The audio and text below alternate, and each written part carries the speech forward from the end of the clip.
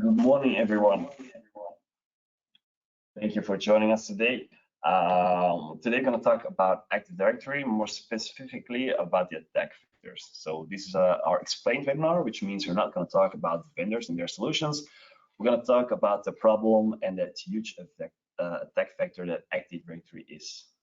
And it's very popular because we have a lot of people following us today. So thanks for that.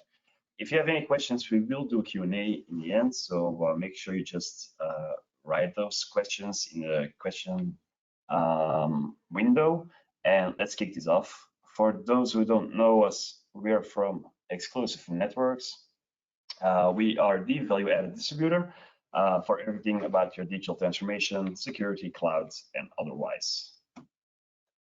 First, who is who? I'm Stefan Hof. I'm Business Development Manager at Exclusive. I've been here for over 5 years now, and I'm commercial responsible for the emerging vendors, but I do have a technical background. That's why we still do these sessions together with my colleague, Davey. Hey, good morning, everybody. So I am Davey. I'm a senior cybersecurity consultant in emerging technology at Exclusive Networks. I do a lot of technical work. It's crossing a lot of products and technologies. Most of my work goes in identity security. I must say, I have a background in network and cybersecurity, and I focus on technologies like Ansible, Terraform, Silverford, Exabeam, Vectra, Netscope, Sentinel, etc., etc. Okay, so today we're going to talk about Active Directory security. While that was our original goal, we also said, okay, apparently we cannot talk just about Active Directory, but Azure Active Directory. So we combined those two, and we're going to touch some topics today. Why we do this session? Well, it's quite simple actually, because we see in almost every attack, Active Directory is involved in some way. Because the goal for those attackers is to maybe deploy some ransomware or exfiltrate data. And that's like double Dutch ways to ransomware everything, but okay, people can still put back their backups. Okay, so let's do extortion, and we're gonna extort them for money because otherwise gonna exfile all the data. If we have it, we can just make it public. And the goal for every attacker is to own your domain, right? Yeah, I mean, notice, or you all know that organizations put a lot of trust in their directory, which makes sense because it's used to manage all the users that are there. But it's important to realize that there are the normal users, people entering the company, people leaving the company, but there are also these special users, users that are administrators, IT admins that need access to many specific systems. Most of the time, there are like developers who need specific access. There are third-party suppliers that need specific access. These are the special users, the privileged users, which have more access rights than a normal account. And these are the ones that you should be careful about. Yeah, indeed. I think at least if I look at my past, today there's a better way about how users are being added, onboarded, and with the whole life cycle of users. But I think a lot of those Active Directories still need some spring cleaning, because there is a lot of stuff we don't know that's out there in our Active Directory, because a lot of people are admin, can change certain settings, GPOs, add users. So how do we know that we are compliant? Are we compliant with those best practices? And is it difficult to breach our domain? Are we well equipped for that? Is an audit a way? So we had a lot of questions for ourselves, so that's why we investigate this and want to share that with you. And we started our investigation with the identity and access documentation. So I don't know if you're aware, but if you look for Active Directory documentation, Microsoft has a page which is called the Identity and Access Documentation page. And you would basically say, let's download or look into this documentation, and it probably will tell us everything we need to know on how to configure it properly and according to best practices. It's sort of true, there is an information that is very valuable in this document. There's a little problem, however, and we wanted to show you how we realized there was an issue. So if you go to this web page and you do a download PDF, it will download you the PDF, and this is not slow Wi-Fi. This is just downloading a PDF, which is very, very big. It's 3,000 pages. So I don't know about you, but Not a lot of people have time to read 3,000 pages on how to set up their directory, and then even then, it's still not as secure as it should be, because there's still a lot of stuff that is related to best practice. But just to give you an idea, I mean, who will start this, right? We all realize this is probably the best way to go for it, and then add additional settings. But nobody will do it. We don't have the time for this, so you need other approaches. You need probably some other tools to keep an eye on your Active Directory environment. If you have any comments or remarks on this, please just put it in the chat. But for us, this is like, wow, 3,000 pages. I'm not going to start there. And it's not only best practices, but because some stuff is just by design difficult to protect yourself with, because it's the design of Microsoft, the way it works. So it's not enough to just read those 3,000 pages. That was just to give you an idea. All right, so when we're talking Active Directory and Azure Active Directory, we'll be basically talking two different things here, and we want to emphasize or show you a bit of elements that are different between them. So first of all, if you're talking Active Directory, you're talking on-premise deployment, which means you have one site, multiple sites. When we're talking the internal network, the Active Directory is managed by domain controllers, servers, which manage authentication. They manage a directory database, which is used for user and computer management, as you all probably know. If you're looking at protocols which are used in an environment, we see, or let's say the two big ones are kernels and NTLM. So whenever you're talking about an attack on AD, you're talking about attacks on NTLM and kernels protocol. There are other protocols like LDAP, but most of the time we will see those ones popping up. Now, AD allows you to add extra services like ADFS, Active Directory Federation Services, or certificate services. Some of you might have heard about recent vulnerability in the certificate services webpage, again allowing attacker to own the domain. So these extra services just add extra attack factors. That's reality. But on the other hand, you need them to be able to manage your domain properly. Well, at least that's a choice. If you're looking at accounts, you have normal accounts. We talked about privileged users like IT administrator, domain admins, etc. You also have special accounts.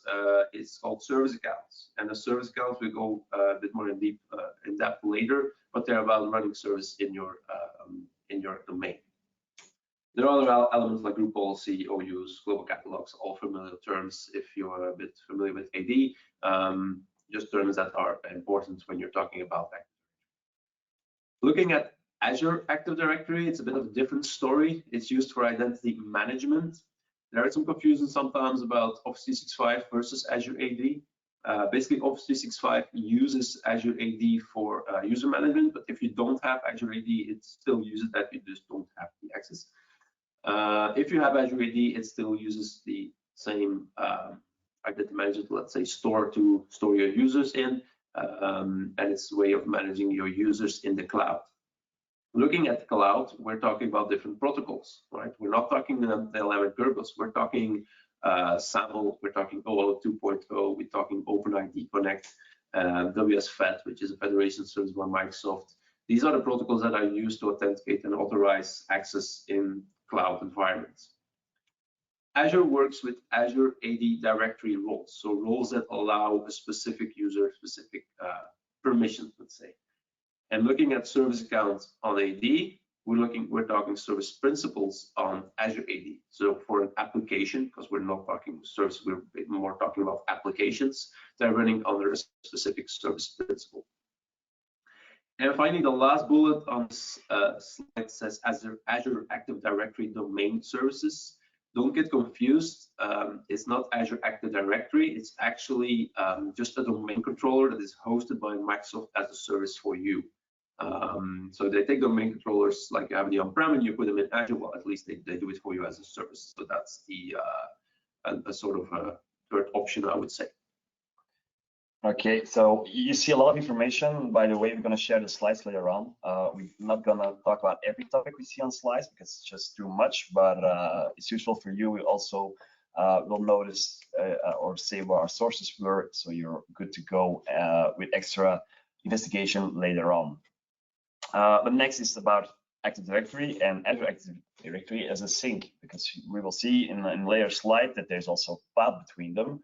Why? Because we set up connection. And a lot of companies in Belgium are at least in hybrid modes. There are not a lot of companies who are full-blown Azure. They still have some on-prem used for legacy applications, but we still rely a lot on the on-prem part also. So we need a bridge between that, and that bridge is Azure AD Connect. And those are some just best practice we give you, is to protect that server. Seems obvious, but yeah, if you're able to alter configurations, that could have an impact in that, because you will see in a certain attack later on, if you get admin access at one point, you will be able to sync that, and you will have access full blown over your Azure AD also. So syncing is dangerous, so think twice what you're going to sync. Not unnecessary. Sync all users and groups if it's not necessary for a specific use case. Don't sync it if it's not necessary. And same with admin groups. It doesn't mean that your admin on-prem should also be an admin in Azure AD. So think twice again about what are you going to sync. And most important, protect your Azure AD accounts. Still not every admin is protected with MFA. Okay, I think today it's necessary to protect your all your admins with MFA accounts. Even though MFA bombing is also something, we still think this is very important for you to protect your Azure accounts. Now, when we were creating this webinar, we realized we started using terms that might not always be very clear what they're really about. So we have a few slides just to explain some differences, some key points on a few topics. One of them is service accounts. So let's start with that. There's service accounts on AD versus service principals on Azure AD, like I explained already. Now, looking at on-premise service accounts, is a service account is basically a non-human account, right? It's an account used to run a specific service or application. It should be a non-administrative account. If it is, get rid of it, right? It should not have administrative rights. Why? Because attackers go for these accounts, and if they have a service account hacked and it's an administrative or a domain account, domain admin account, sorry, that's then you're in trouble, right? You should also not be able to use this for interactive logon, just not as a normal user. It's only used to run a specific service. Now, a service account is used in Kerberos and it's registered as a service principal name. Every user in the domain can query for the service principal names, right? So if a normal user can do that, and it basically allows you to see which service is running on a specific system, right? So the service is running on that system with a service account, and the SPN allows you to query the domain to see which service is available. And that's exactly how an attack happens. We'll see later on how this information is used to attack these service accounts. Looking for Azure AD service principals. Service principals are used in applications, so an application runs under a service principal, and that application has specific roles and rights, right? Because that service principal has these rights. Now, in Azure AD, you can have sort of three types of service principals. So the classic service principals, as you register them, you can also allow or ask Azure AD to manage them, and we call them managed identities. So they basically manage these service principals accounts and their passwords, etc. You have a similar approach on AD, which is managed service accounts. So that's a similar approach. And you also have user accounts that you can use as a service principal or a service account. I mean, I don't really consider that as a service account, to be honest, but just know that you can do that. You don't need to really register it as a service account itself, but it is possible. For example, to use it in a script or something, but that's a special case. And not to blame anyone, but think about developers and the pain we had with them on-prem. It's the same in the cloud. And if they're responsible for the Azure part and they don't think about security or not by design, some will still use this because it's just convenient and easy to test and whatever, and it's not being cleaned up afterwards. So it's a big risk. So a little bit more on the service account itself. Most of them don't have any password expiration. That would be a pain, right? Because your server would stop working every amount of time, so don't do that. Again, mostly they are more permissive than needed, which is a problem. Even if the manual guide of that specific product is 20 pages, read it and make sure that that account does not have more permissions than necessary. And also an interesting fact is that the password of a service account mostly matches the minimum password length requirement in AD. Now, if you set up an AD by default, that is 7 characters.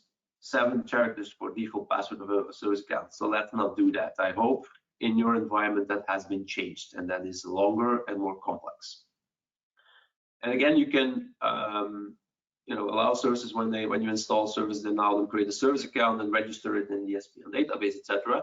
But you can also manually create them. We all know the story where, for example, a firewall needs to connect to the domain for LDAP, through LDAP for user and group information. We typically create just an account, we put it in our ID, and then that's our service account. Well, not really. It's not really a service account. It's a normal account which is used for automated purposes. Right? So it's not registered as an SPN. It's important to know that there's a difference between this one, this type of account, and a real service account registered as an SPN.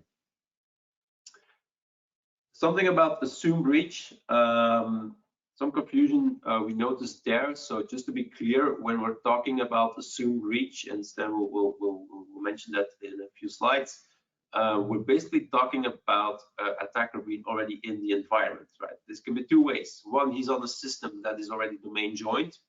User got a phishing mail, attacker got hold of the system and controls now the user account on that system and the computer account. Being in the domain, you can start acting as a user. Now, for example, you can query the domain for information. You can try to move laterally or get your privilege escalation going. The other approach is, for example, when you do an internal pen test, you ask a company to do a pen test, they come in, they are not domain joined with their systems, so they need to do another approach. They start scanning, they're searching for vulnerabilities and exploits in your environment because they need information. They create a domain, they need information to get their initial foothold in there. Also, they're in your network, but they're not in the domain. Now, don't be fooled. The second approach, it's very easy to get into your domain because there are a lot of attack vectors going on. So both of them are sort of same from a tech perspective to get access. It's not that one is very much more difficult than the other one, but just know that there's a difference. And when we're talking privilege escalation, just briefly, we have local and domain privilege escalation. Local privilege escalation means that on the system itself, you want to become administrator or you want to have anti-authority or system rights. Some examples there are Eternal Blue, the Mitigations get system command tries to use some mechanisms. It's not that it's using exploits or vulnerabilities, but it's using mechanisms to get system rights.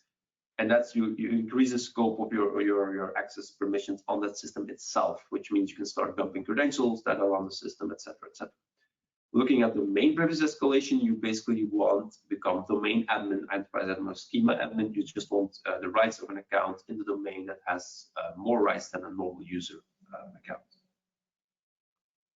Important to mention here is that one of the best practices is that your local account is not admin. It's way more difficult for any attacker. He has to use some exploits to get that local admin privilege or get system privilege to move on. If you make sure your users are not local admin, that's a very important first step actually in your environment. So about attack framework, and most of you will know MITRE. For those who don't, MITRE maps out actually the entire attack flow from the recon to the exfil. So the goodbye of your attacker actually, and all the steps between them. And David already said assume breach, so that is what we do here. When we talk about Active Directory, we're gonna say, okay, the initial recon is already started. They have that access and they have malicious code execution, which means this your attacker is on an endpoint in your system using tools to execute code. Now, why do we do this topic? Well, it's quite clear that there's still a lot of steps here, and one of those steps is persistence. And persistence is that backdoor that whatever happens, you will still have a footprint as an attacker on your system, even after a reboot, and preferably more than one system. If you get caught on one system, you still want to be able to be on another system. So persistence is an important part. But we also see privilege escalation, and you're going to get some credentials. You're going to try to get more privileges, and this is privilege escalation, credential access. It's quite similar. But what's also important is that lateral movement. Okay, you're in Active Directory. You will have specific rights. You want to up those rights and get lateral to see what else you can do in that organization. And the goal is, of course, that domain controller, domain admin. Why is the goal the domain controller? Well, if you look at the key functionalities of your domain controller, it has a database with all the information necessary to map out the entire network or domain at least, and also the authentication part. So you want to know where you want to go and how to get authenticated. It's all stored at the same machine. Also group policies. Group policies are very powerful for management, also very handy for an attacker. And because with a group policy, you can deploy software, will also help for your persistence and lateral movement. So domain controller is very good because if your attacker will get in your network, you will not use any malware anymore, because that's why you get caught. You used to use no malware. Now you will try to live off the land and use the tools that God provided, or Bill Gates at least. So a few examples from these different steps in terms of AD attacks, and well, Stan asked me not to go too much in detail because that would take like 3 hours of webinar. I'm not allowed to do that, but just be aware, we are going to organize other webinars on specific topics that we're mentioning here. So just keep an eye on those invites, because we're going to go in depth on a few elements that we're touching today, because today there's just not enough time to do so. But looking at a few examples, so for discovery, for example, I talked about the SPM, and SPM scanning is a very important aspect to discover what's going on in the environment, what exists, let's say. You can just query also your AD using PowerShell commands. You don't even need the domain modules for that. You can, well, you need them, but you can really import them in an easy way in PowerShell, not the official way, and that works as well. So attackers do this kind of stuff. Bloodhound is a very interesting tool because it basically allows attacker to see interesting information like are there any curb roasting attack accounts, what is the fastest way to become a domain admin, etc. So that's really a discovery phase. You want to query as much as you can to get information, and Active Directory is really friendly and allows you that, and it provides you a lot of information for free. Privilege escalation and credential access. You want to become domain admin. You want privileged user access. One example is, for example, unfiltrated delegation is a very dangerous mechanism where you allow a specific system, for example, to mimic another user because it needs it for authentication to the backend. We don't see a lot of that anymore, but again, if you have it, get rid of it. There is a mechanism on Microsoft like constraint delegation, etc., to solve this problem. Same for network shares. It's not because a user has no permissions on specific files that he's not able to authenticate to a network share, and only that is sufficient enough for an attacker to try to attack his access, right? If he's able to authenticate to a share, then you can attack it. If a user doesn't need that share, just make sure he is not able to, he's not allowed to authenticate to it because he doesn't need to be there anyway. Curb roasting, very specific attack on service counts, we'll talk about later. Same for Mimikatz. Mimikatz is a famous tool which allows credential dumping, but also has interesting modules like this is DC Shadow to attack domain controllers or the specific domain elements. And then lateral movement. Stan mentioned group policies. Group policies are a very efficient way of managing your environment and deploy specific settings on the whole domain. But can also be used by attackers to deploy specific elements in your environment. So, and the question is, if they do it, will you see it? There's techniques like pass the hash, pass the ticket, related on Until11 Kerberos, where you can use hashes or tickets to move lateral and authenticate to other systems once you have obtained those hashes or tickets. And of course, when you're talking lateral movement, Stan mentioned it, attackers use living on the land tools. So they use tools that exist, RDP, SMB, PSExec, WinRM, Remote PowerShell, all tools that exist in your environment. Maybe some of them are used by your administrators. I think Remote PowerShell is definitely used. Attackers also use it. It's there, it blends in with all the other traffic, and how will you see when it's malicious or not? And remember, just ask your domain controller. Well, this is a very nice example of, okay, just I'm an attacker, I'm going to do some recon in your domain. Just give me the groups of anything that is about security and admin in the name. If you do that, you just get an overview about that group. So again, this won't trigger any EDR solution or stuff like that because you're just using native PowerShell and it's not malicious, not at all, because it's meant to do that. So how do you protect yourself against that? Well, that's more difficult. You cannot just make a filter. Okay, if we see this, then trigger, because that will give you too many false positive. But remember, it's not because you will see a certain tool that you will be able to protect yourself against all different types of attacks. So it's a combination of a lot of stuff we need to monitor. One of the cool tools is Bloodhound. And with Bloodhound, we are able to do a lot of queries. One of those queries here is, okay, find my way to domain admin, because that's my goal. I want to get to domain admin as quick as possible. They will not map out your entire path. And the next step maybe is, okay, find me computers where RDP is enabled. In that way, I know how to go with RDP if you want to abuse that. So Bloodhound, cool tool for attackers, but also for you to defend yourself. Because if you map out your organization, you will see the shortest path to domain controller. And let's make sure that certain services are not enabled if it's not necessary. Now, once you finished your discovery phase, you're actually moving to the phase where you want to start your real attack and start compromising some systems. These are just a few examples. So it's impossible to summarize all the attack vectors on AD, right? There's a lot of things going on there. This is just a few examples or categories of attacks that exist, or that we at least see in the field when breaches are released, and when talking about breaches and analysis happen. This is what you encounter most of them. For example, anti-LM relay attacks. So you all probably heard about Print Nightmare, Pretty Bottom, DFS Course, which is pretty new. I think from August this year or something, or maybe earlier.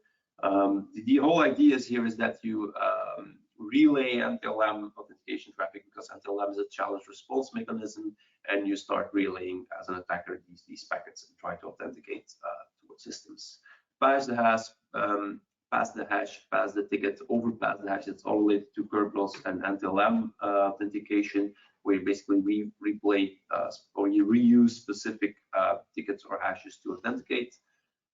Silver ticket, golden ticket. So in a silver ticket approach, you would have obtained the anti-LM hash, for example, of a specific account, and you're going to have a service account, and you're going to use it to well, if you have that ticket, you can authenticate basically as a user everywhere. Same for the golden tickets, which is even worse, because as there's a very special account in AD, which is called the KRB TGT account, and that account is responsible for all things that are related to Kerberos authentication.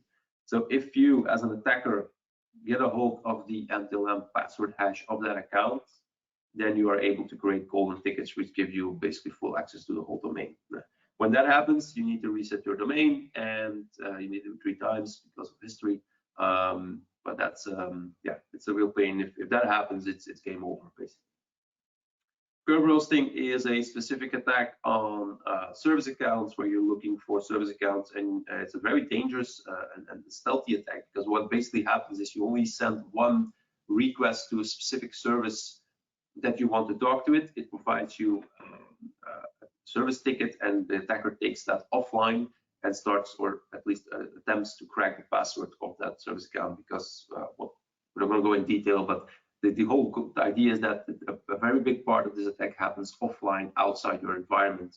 So it's not so easy to detect this one, because only a very small part happens in your environment itself. Same for AS-RAP roasting, for example, is focused on accounts where there's no pre-auth enabled. So pre-auth is a setting that you can disable on accounts. If that's the case in your environment, get rid of it, because it's not good. It basically means that you can ask for a ticket in your environment for that user without actually authenticating, without providing the password. And then, of course, that ticket can be taken offline again and be cracked offline. This shadow is a part of Mimikatz, as we explained. The whole idea here is then the attack is that you're mimicking a domain controller, and you do a sync of the domain controller database, which means you get all the information of the computer accounts, all the accounts that are there, including the password hashes. This sync does it in a read-only fashion, let's say, where you basically sync and you can start exploring the database offline. DC shadow is the other approach where you start writing information into the DC.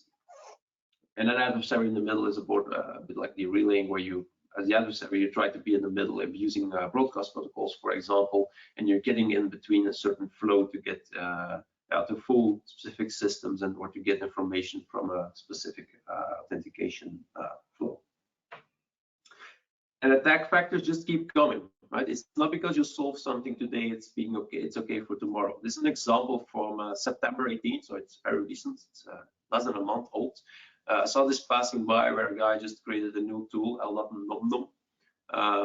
It uses the CLDAP for the LDAP ping requests in a domain, and it just allows you to look for normal user accounts, because it's like it's a discovery. You don't know where you are, and this allows you to just query the whole domain for user accounts without any audit log being generated, right? So you can get just some information and nothing will log it, right? So it's attack factors keep coming, right? This is recently, and tomorrow there might be another one. And this is only 1 month ago. Yeah. Just highlight this. It just keeps going.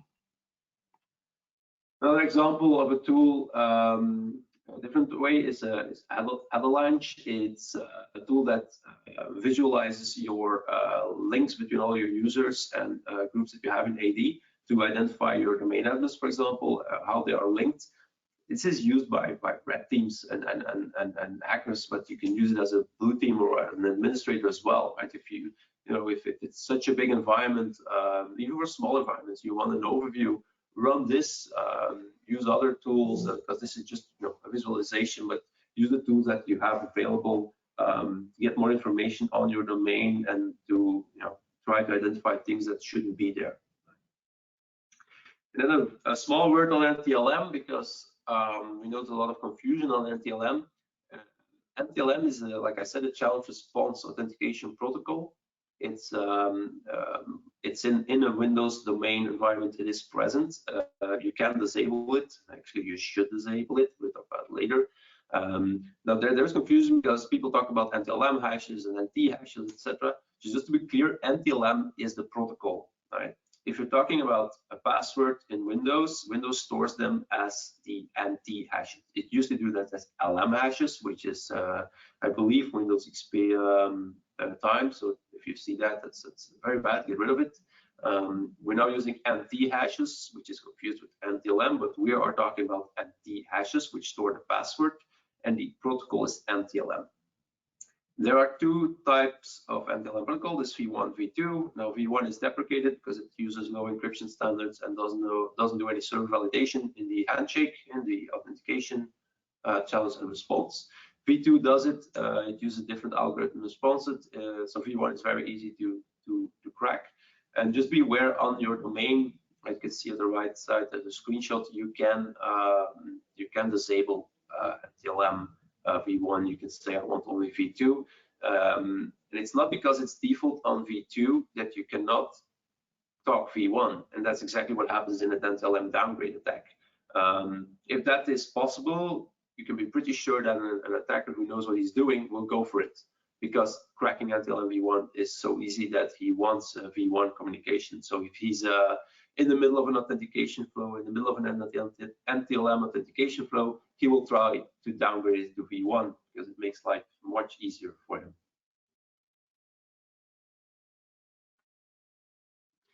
Looking at Azure, because we talked a lot about Active Directory, let's pivot to Azure. In Azure, it's a bit of a different story, right? So in Azure, we're talking about global admin. The global admin is really the gold account. This is a screenshot from SpectreOps, where there was a session on how specific accounts can be abused. But what you want to achieve is global admin in Azure, because then you have rights on everything. Right? Now, Azure is a lot about API permissions, application roles, delegate permissions between applications, etc. This is an example of how privilege escalation can happen in Azure. So, for example, you see the user at the left, Matt Nelson, which is just a normal user, and he owns an application, My Cool App. Whatever, doesn't matter what the name is. Now, what this user can do, since he owns the application, is he can create a secret, so you can start using this application. Now, once you use it, this application actually runs under a service principal. Remember the service account, service principal, this is this. So the application runs under a service principal account. And that account has a role which gives them permissions, rights. Now you can see here at the bottom, it has the right read, write, all, which could be okay because it means that the application needs to be able to store data, for example, or query another API, read some information, I don't know, whatever, right? It needs some things to be able to work. Now the problem is that read, write, all is that it also means that it's allowed to change its own permissions. So as an attacker, I can attack this app and the specific service principal and give the application the read-write directory permissions. Once I did that, I can basically change the directory and make sure that whatever user, in this case Matt, is part of global administrators and is now a global admin on the environment. So a very simple approach to just abuse the roles assigned to a service principal to give another user, to create another user, make a member of the global admin. So.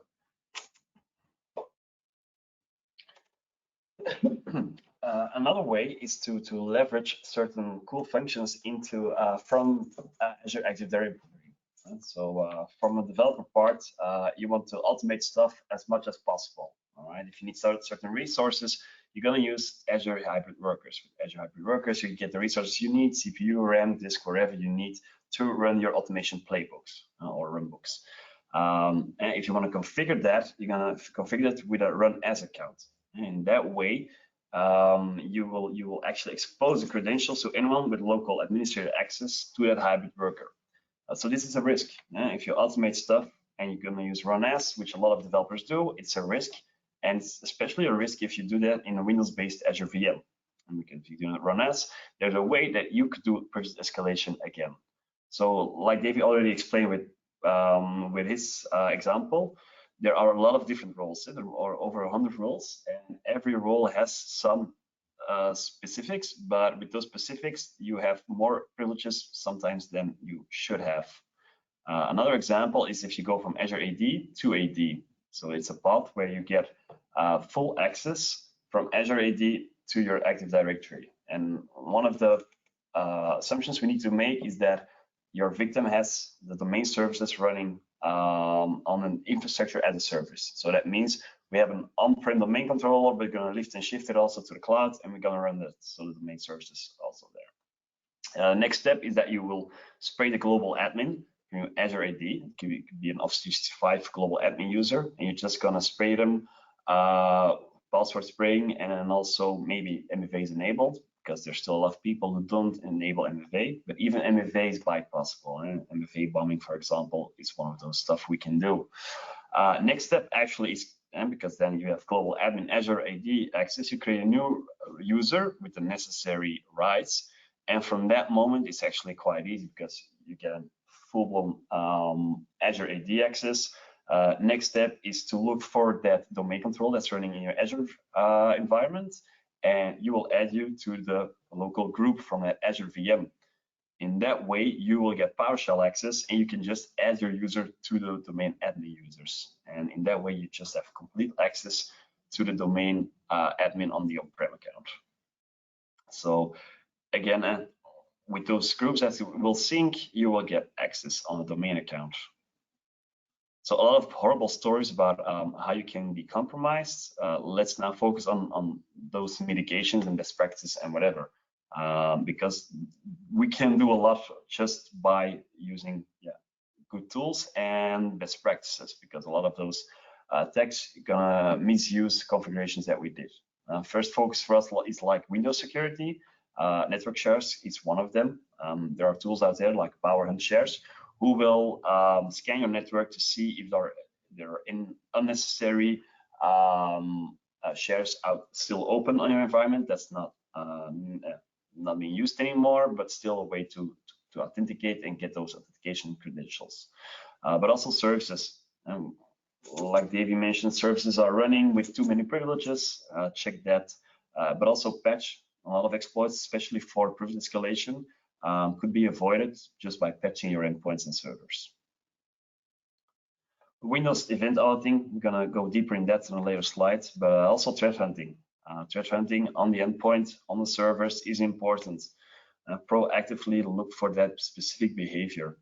But although we need to mention, it's not because you make an EDR rule to detect a specific PowerShell attack that you're safe, okay? It's a multiple layer of detection we need to do, because it's not just enough to detect mimikatz, because there are also other ways to mimic mimikatz, and your EDR won't discover that. Yeah, I think also with threat hunting, it's it sort of all comes together. Right? If you want to do threat hunting, you need the information, so you need the auditing, the logging. You know, if you want to do forensics, you need the information of the system before it happened, and then you need some information on the systems that are compromised in order to identify what happened. So all these things are a bit related to each other. One of the cool things also is deception technology. Well, there are tools and there are products out there that do this, and then it's great stuff to insert fake information in your domain. You can also do it very basically, have a basic approach, for example, and create some accounts in your environment where you you don't use them, right? So you create them, you give them a legit name, you make sure that they're very attractive for attackers, for example, no password exploration, etc. And you just wait for them to be triggered or used. Of course, you need to monitor them very closely, but once, again, you can do that in several tools or products, and once you see activity on that account, you know something is going on, because normally nobody uses them. It's, again, you can do some easy approaches on that, but there are also very complex, very sophisticated ways of doing it. A honeypot approach, where a lot of information is available in the domain that is not used or it's fake. And then as an attacker, if you're starting your discovery, you have no idea if you're looking at real information or fake information, and it makes it a lot more difficult. So very interesting part there. Also, yeah, if you're looking at Active Directory, you just need to have frequent AD audits. Things change. From today to tomorrow, someone's changing a service account, someone is adding a domain admin, someone is changing a specific setting on a computer account. You need to know that this happened, because it could add a new attack vector in your environment.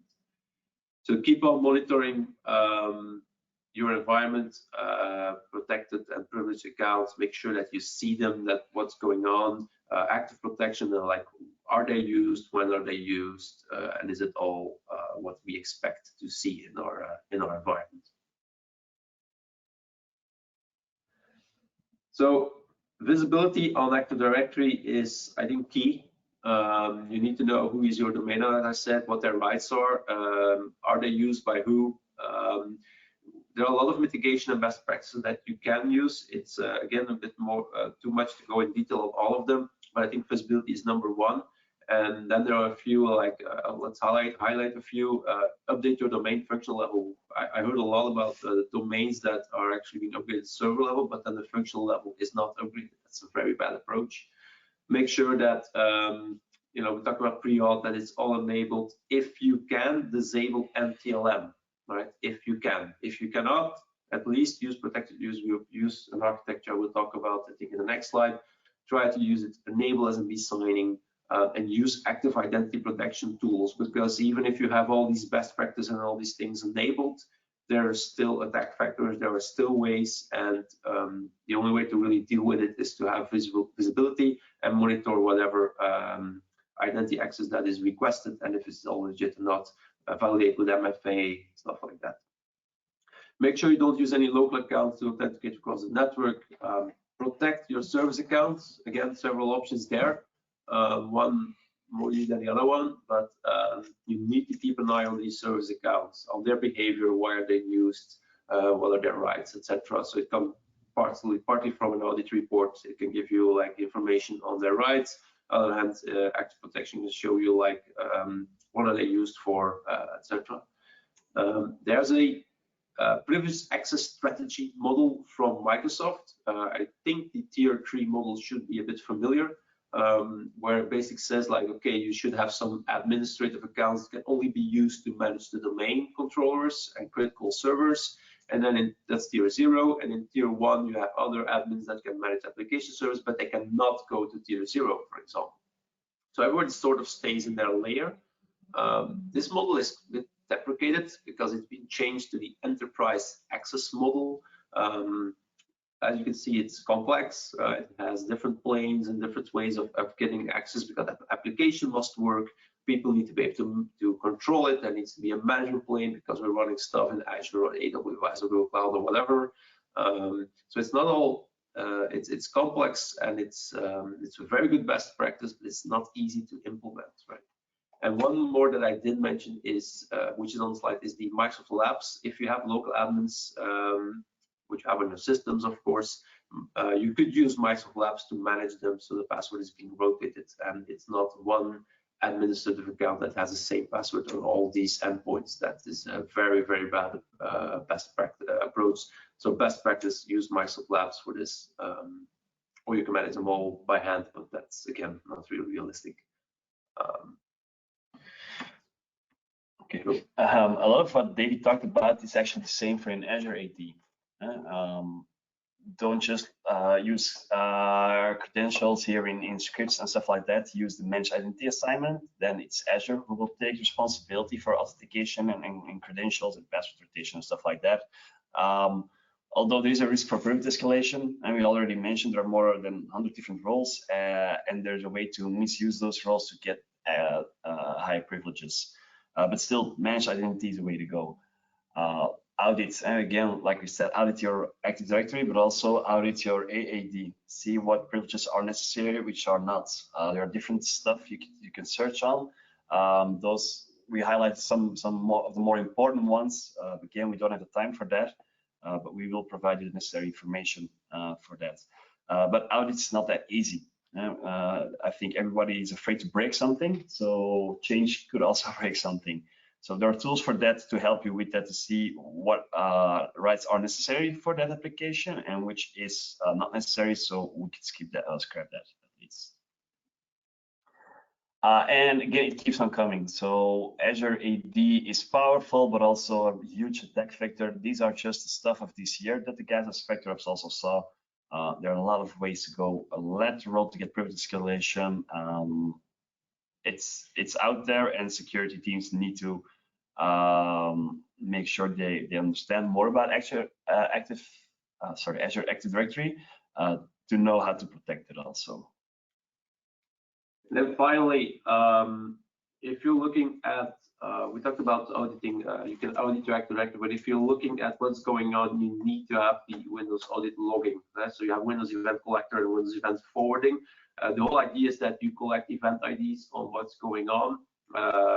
They're not all enabled by default, not at all, so you need to do this. There are a few links here which help you out which ones are interesting and are recommended to have to enable.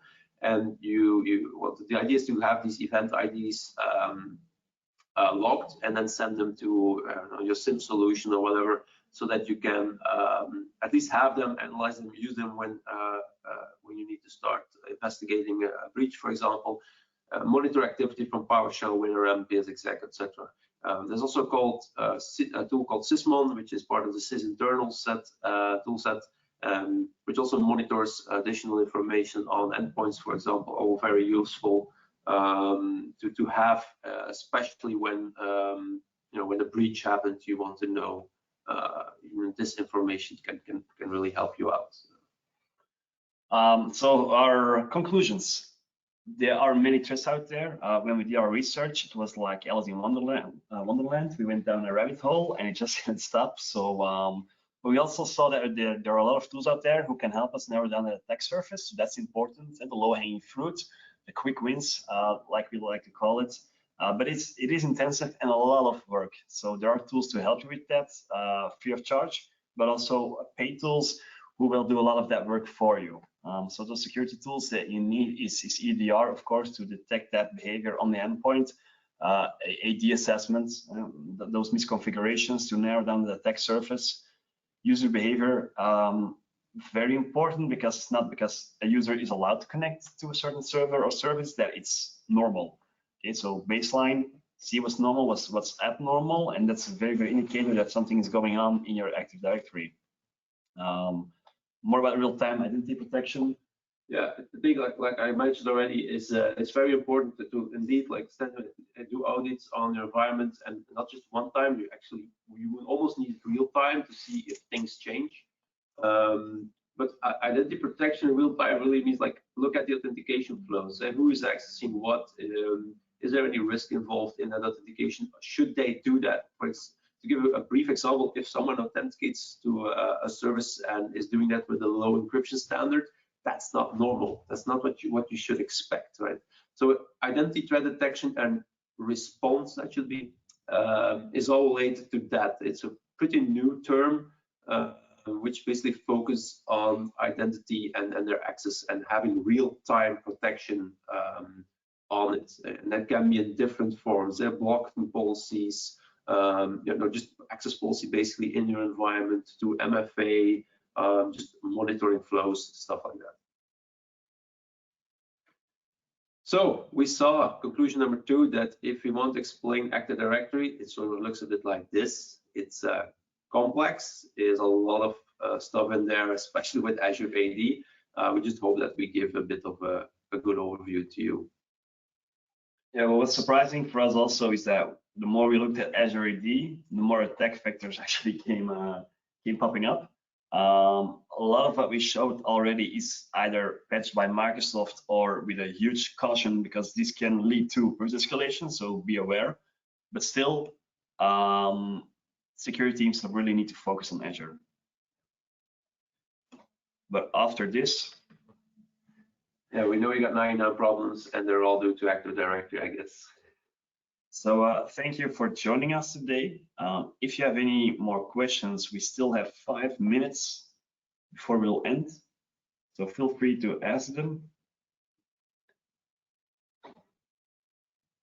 If you don't have questions now, but maybe later on, because we will provide you the slides, we will give you our email address, so you can still send an email to us and ask whatever question you want.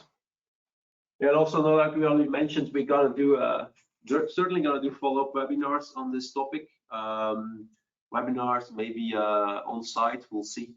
We're not sure yet what topics we're gonna cover. We might do something more specific on service accounts and the attacks. Some of them will be more technical, other will be more high level on, like, for example, on Azure. We certainly have a lot more work on Azure. But yeah, that's our goal, to have like bring more awareness on this, what the danger is, what the attack factors are. So stay tuned on that.